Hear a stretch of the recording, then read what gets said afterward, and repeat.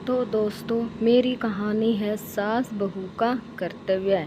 एक समय की बात है, एक गांव में एक परिवार रहता था। इस परिवार में दो सास और दो बहुएं थी। सास बहू के बीच अनेक विवाद और मतभेद होते हैं। पहली सास बड़ी अदालती और स्वाभिमानी थी। वह हमेशा अपनी इच्छाओं को पूरा करने की कोशिश करती थी और बहुओं पर अपना अधिकार जमाने का प्रयास करती थी।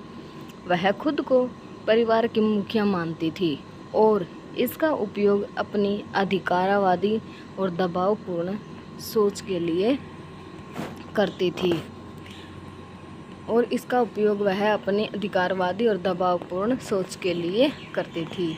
दूसरी सास आदर्शवादी, समझदार और धैर्यशील थी।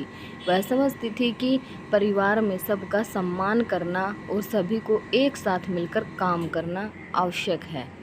वह अपनी बहुओं के साथ मिलकर उनकी मान्यताओं और सुझावों का सम्मान करती थी। पहली बहू शांतिपूर्वक अपनी सास के साथ काम करने का प्रयास करती थी, परंतु सास उसे अधिकार और आदेशों की भूमिका देना चाहती थी। इससे वह परेशान हो जाती थी और घर के माहौल में दबाव महसूस करती थी।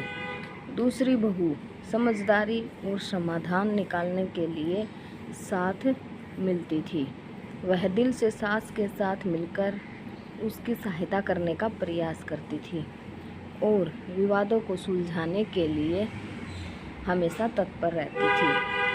धीरे धीरे पहली सास ने समझा कि उसका अधिकारवाद और दबावपूर्ण सोच न केवल उसकी बहुओं को दुख पहुंचा रहा है, बल्कि परिवार के सभी सदस्यों को भी। उसने स्वयं को समझाया और अपनी सोच में परिवर्तन किया। इस बीच दूसरी सास और बहू ने प्रेम और सम्मान के आदान प्रदान के माध्यम से समझौता करना सीखा। वे एक दूसरे की मान्यताओं को समझते और सम्मान करते थे और परिवार में शांति और खुशहाली का माहौल बनाने में सफल रहते थे। इस कहानी से हमें यह संदेश मिलता है कि सास बहू के बीच सहयोग, समझदारी और प्यार दोनों होना बहुत ज़रूरी है। तो दोस्तों, मेरी कहानी आपको कैसी लगी?